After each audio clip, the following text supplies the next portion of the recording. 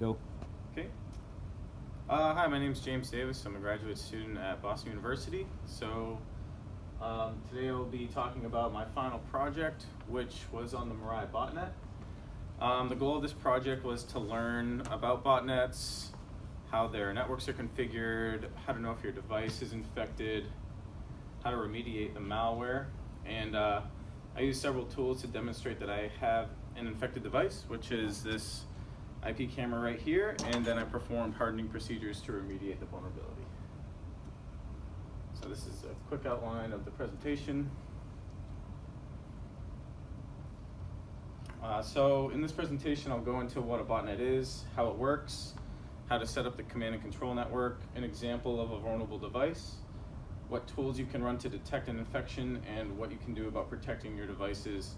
But before we get started, I just kind of want to go over what an IoT hacking is. So IoT hacking is basically a DDoS attack, distributed denial of service, where the goal is to flood target IPs with requests, and it's an extremely effective way of leveraging thousands, if not millions, of connected devices. It's predicted that in 10 years there'll be over 80 billion IoT devices on the internet.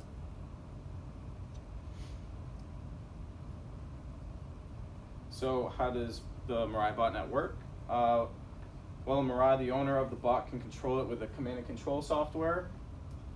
These devices show no sign of infection other than a little extra bandwidth once in a while. So why is this effective? And there's three reasons. One's anonymity, amplification, and the geographical distribution. The anonymity is where the attacker is able to conceal themselves. The amplification is that by using IoT, the attacker can launch a much larger attack, and these botnets are geographically dispersed throughout the world. So here are some facts about Mirai. It's written in C by Anderson Pi and works on a Linux OS by turning IoT devices into bots by continuously scanning the internet. It then uses a table of 60 common factory default names and passwords and logs into them and infects them with the Mirai malware.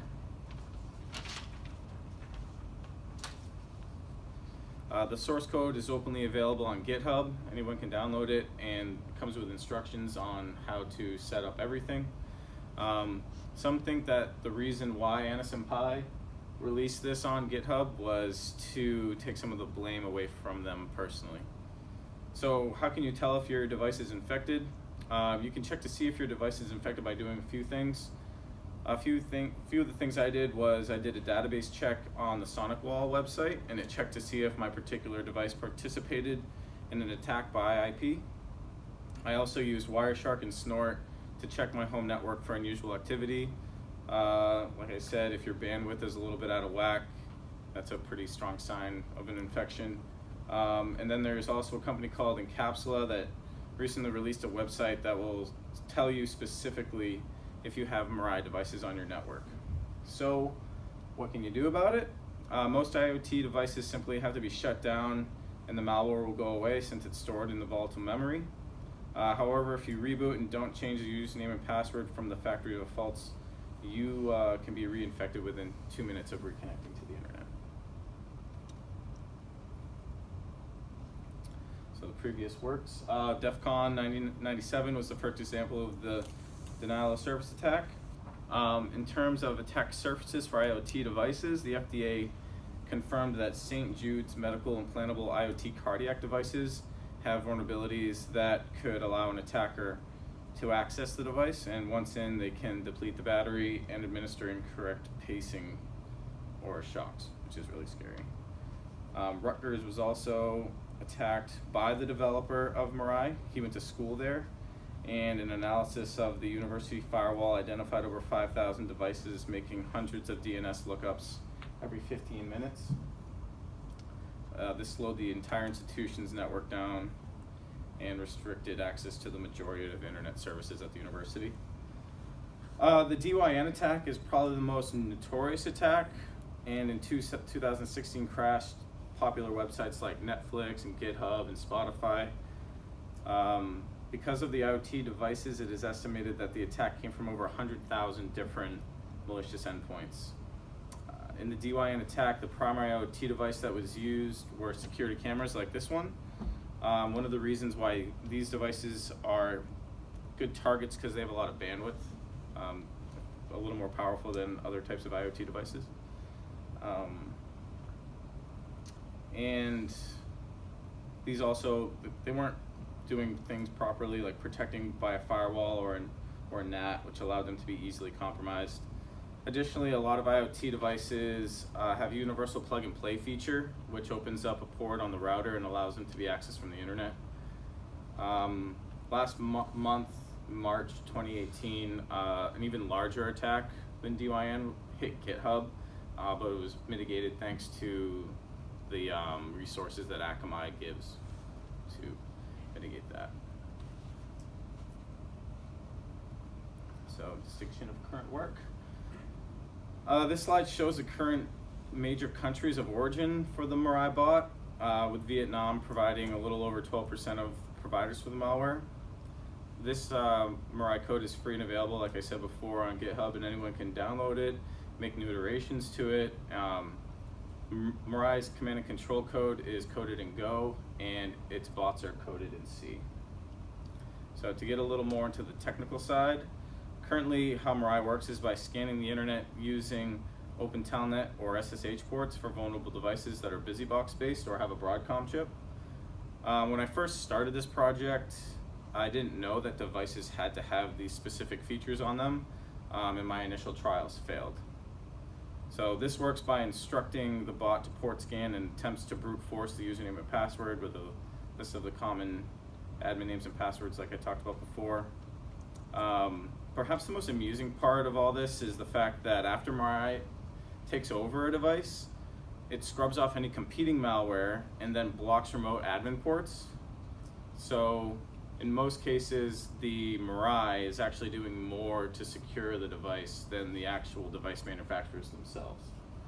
And once installed on the device, the script will execute a bot binary establishing a connection to a command and control server that awaits remote commands from the bot master. When I was doing research, I thought it was really interesting that the code that is hard-coded, there is a hard-coded list of IPs Mirai bots are programmed to avoid when performing their IP scans. This list includes the United States Postal Service, Department of Defense, and GE, among some other private companies.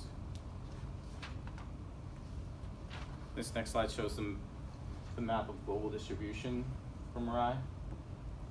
See, Greenland's getting off pretty easy.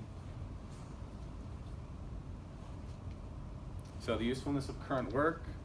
When you buy an IoT device, you should immediately change the default name and password before you attach it to the internet. And you should also disable any remote WAN access to your devices, and you can use a website like uGetSignal tool, which will scan for open ports 22, 23, 80, and 443. You should also disable Telnet login and use SSH where possible. You should disable the universal plug and play on routers unless it's absolutely necessary. You should disable or protect remote access to IoT devices when not needed. You should use wired connections instead of wireless where possible, and you should regularly check the manufacturer's website for firmware updates. This slide shows how the command and control environment is set up. The code base and instructions for the setup are available on GitHub, and it requires a scan listen server and a command and control server, which can both be deployed in a VM environment. On the command and control server, you can launch the first bot, and it starts a chain reaction. The botnet then immediately starts its own scanning for port 23, the Telnet port scan. It then brute forces its way in and sends that information to the scan listen server, who then reports what IPs and ports worked on the command and control server. If the server already has a record of the device, it ignores the device, and if it is new, then it launches the loader onto the device, which launches the code, and then the chain reaction starts all over. And then all the devices that are infected are registered in the command and control server, which the attacker can execute at any time they like. One tool that I liked best in my simulation of how to detect the malware was a tool called the capsule that I talked about earlier. It works by looking for devices connected to port 23, and and then tests if a device is accessible via the dictionary of usernames and passwords from Mirai's source code, and then spits out a result for you. So within 5 minutes of connecting my IoT device, I got this result that my device was in fact infected. And once I rebooted the camera and changed the defaults offline and reconnected it, I was able to attain a clean result. One simply has to go into the device via a web browser and configure the device to have a custom passcode, and it will prevent the brute force from being able to take place. So what I learned from this project is how to set up a Mirai network, what ports the malware is using, how the different tools work to gain insight into my network, to detect a botnet, and how to remediate the vulnerability. As seen from the attack in March, IoT botnets aren't going anywhere. If anything, things seem to be getting worse. Symantec concluded that the average IoT device is scanned every 2 minutes. The good news is that companies like Akamai are providing services that will help organizations get some breathing time to recover from the DDoS.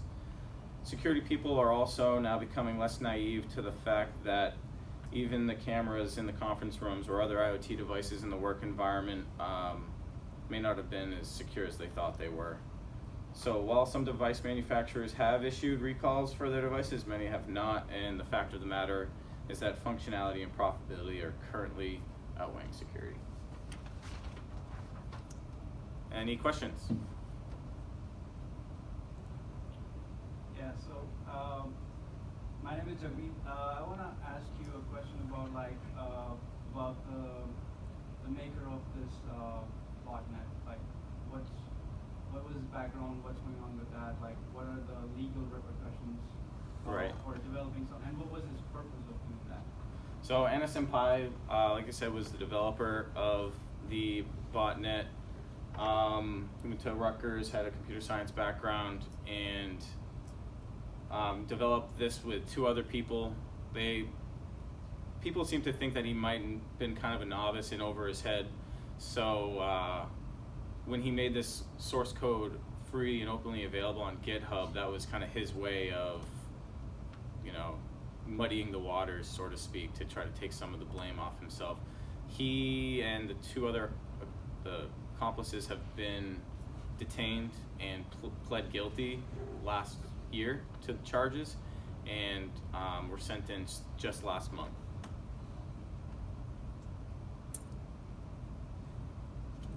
Joe, Gali, did you find a lot of, or any examples of actual 0 days type, things being exploited with IoT, or is it a lot of low-hanging fruit, like you go out there and you find some default credentials and you take it? Yeah, what's scary about Mirai and malware and the evolution of IoT botnets in general is that it's super low-hanging fruit.